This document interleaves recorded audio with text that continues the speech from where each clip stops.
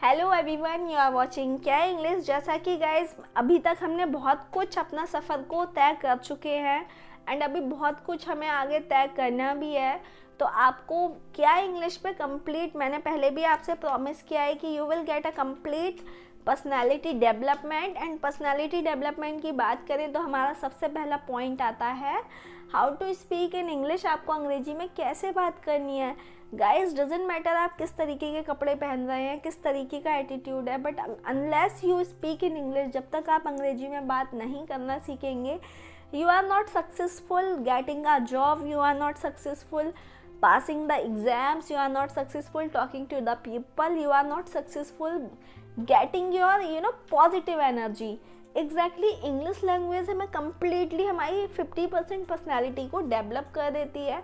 And मैंने notice किया है कि बहुत सारे कोचिंग सेंटर्स, बहुत सारे इंस्टीट्यूशंस, बहुत सारी जगह ऑनलाइन क्लासेस आपको इतना डरा देती हैं कि भाई अंग्रेजी आप नहीं बोल सकते, बट ऐसा नहीं है। English is a very beautiful language and always I should say that every language is very beautiful. It depends on you कि आप उसको किस तरीके से सीख रहे हैं। चलिए टाइम वेस्ट ना करते हुए हम अगला स्ट्रक्चर देखते हैं क्या है। देखिए क्या है। As far as I think train is late.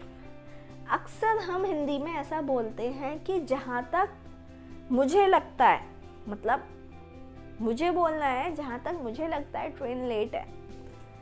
तो हम इस तरीके के सेंटेंस बहुत कुछ बोलते हैं। मतलब हम जब हिंदी में बोलते हैं और जब हमें अंग्रेजी की बात हो आती है तो हम भूल जाते हैं कि हमें कैसे बोलना है। हम कभी कभी हमें आता ही नहीं होता है, हम डिमोटिवेटेड हो जाते हैं। You don't have to be demotivated. आपको माइंड को एकदम फ्रेश रखना है एंड चीज़ों को फोकस करना है कि how we can focus the things, हम उसे कैसे सीखें। अब हमें क्या सीखना है मैं आपको ये बताती हूँ। देखिए हमें पहले तो सीखना है एज फार एज। इसका मतलब होता है जहां तक,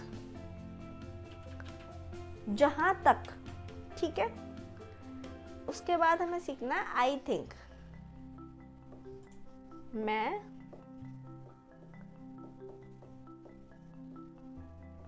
सोचती हूं, ठीक है। As far as I think, जहां तक मुझे लगता है या मैं सोचती हूं। आगे आप सेंटेंस कुछ भी बना सकते हैं, जो आपको लगता है, जो आप सोचते हो। अब भाई मैंने बोला कि जहाँ तक मुझे लगता है कि आपके 50% मार्क्स आएंगे, आपके पासिंग मार्क्स आएंगे, तो हम बोलेंगे as far as I think. आगे आप हिंदी में भी बोल सकते हो, क्योंकि हिंदी हमें अंग्रेजी लैंग्वेज को कम्प्लीटली अंग्रेजी में नहीं डिफाइन करना है। We have to speak Hindi and English and उन्हें कंबाइन करके बोलेंगे तो हमें ज़्यादा अच्छा लगेगा, क्योंकि अभी हम एक्सपर्ट नहीं हैं और जब तक हम एक्सपर्ट नहीं है we can not speak completely English, ठीक है। तो as far as I think, as far as I think train is late, train आज लेट है, ठीक है।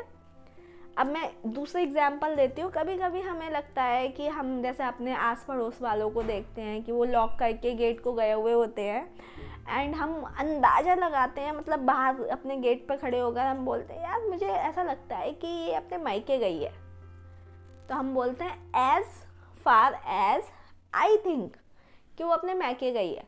तो मतलब मैंने 2 वर्ड या 2 लाइन्स तो इंग्लिश में बोल दी एंड बाकी का मैंने हिंदी में बोल के कंबाइन कर दिया, मतलब सेंटेंस को कंप्लीट कर दिया, ठीक है। This is the one thing.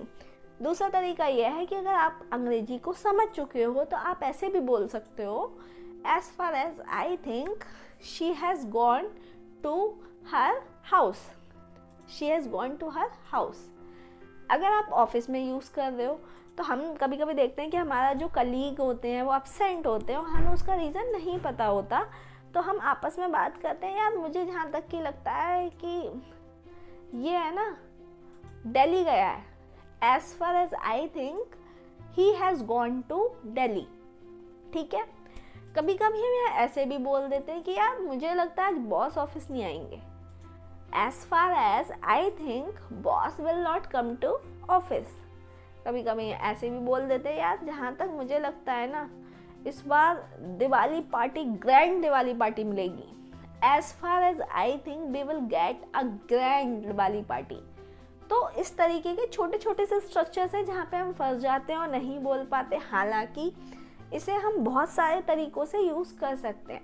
अगर आपको लगता है कि आप इन सब चीज़ों को और भी तरीके से सीखना चाहते हैं तो you can type in comment box, I will try to make a new video on that. But for the time being आपको ईजी से स्टार्ट करना है, आप ईजी सीखेंगे line and then you will move to the next step. So guys I hope कि आपको समझ में आ गया होगा। I will meet you next class. I have to say good bye to you. Thank you so much.